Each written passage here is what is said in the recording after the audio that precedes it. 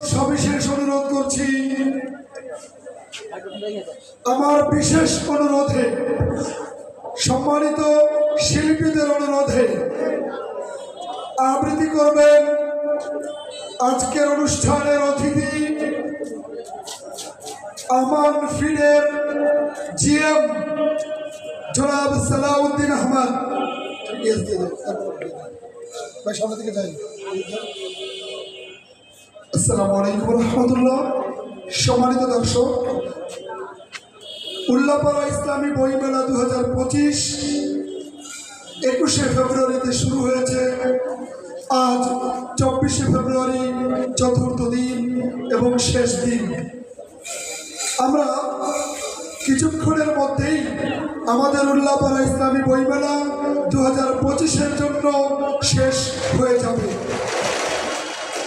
এই শেষ অংশে আজকের সম্মানিত অতিথি জনাব সালাউদ্দিন আহমদকে কবিতা আবৃত্তি করার জন্য সবিশেষ অনুরোধ করছি।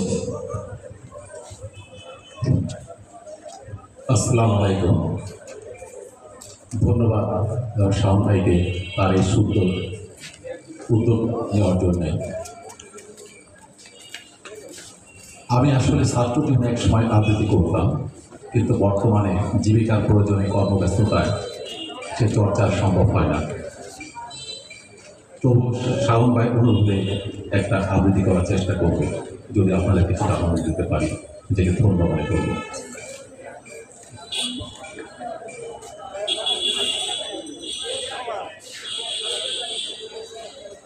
আমি নিতান্ত গরিব ছিলাম, খুবই গরিব। আমার ক্ষুধার অন্ন ছিল না, আমার লজ্জা নিবারণের কাপড় ছিল না, আমার মাথার উপরে আচ্ছাদন ছিল না। অসীম দয়ার শরীর আপনার, আপনি এলেন, আমাকে বললেন, না, গরিব কথাটি খুব খারাপ, এতে মানুষের মর্যাদার হান হয়। তুমি আসলে দরিদ্র। অপরিসীম দারিদ্রতার মধ্যে আমার কষ্টের দিন, আমার কষ্টের দিন দিনের পর দিন আর শেষ হয় না। আমি আরো জীর্ণ ক্লিষ্ট হয়ে গেলাম। হঠাৎ আপনি আবার এলেন, এসে আমাকে বললেন, দেখো, বিবেচনা করে দেখলাম দরিদ্র শব্দটি ভালো নয়, তুমি হলে নিঃস্ব। দীর্ঘ নিঃস্বতায় আমার দিন রাত্রে গনগনে গরমে ধুকতে ধুকতে, শীতের রাতের ঠান্ডায় কাঁপতে কাঁপতে, বর্ষার জলে ভিজতে ভিজতে আমি নিঃস্ব থেকে নিঃস্বতর হয়ে গেলাম।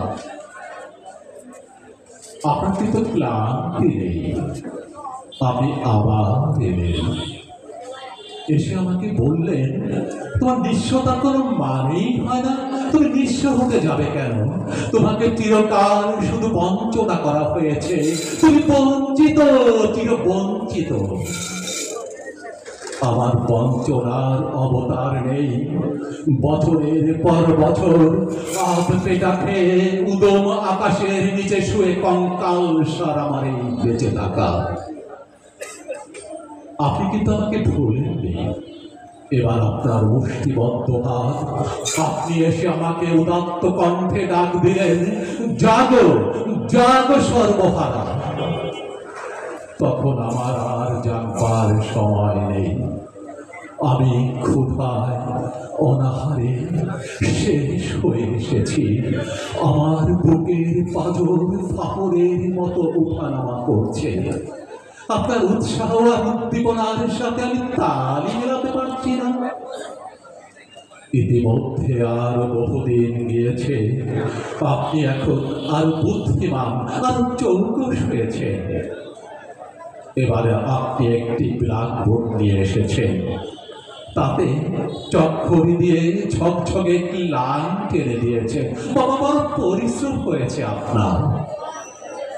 কপালের ঘাম মুছে আমাকে বললেন, এই যে রেখা দেখছো না, এর নিচে, অনেক নিচে তুমি রয়েছ। চমৎকার।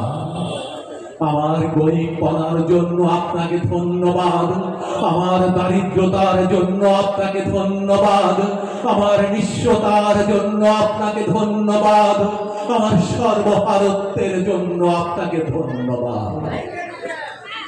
কিন্তু ক্রমশ আমার ক্ষুধা আর কমে গেছে, আমার লজ্জা নিবারণের কাপড় এখন আরো ছিঁড়ে গেছে, আমার মাথার উপরের আচ্ছাদন এখন আরো পড়ে গেছে। তবু হে পূর্বাদ হিতৈষী, আপনাকে ধন্যবাদ, বহু বহু ধন্যবাদ।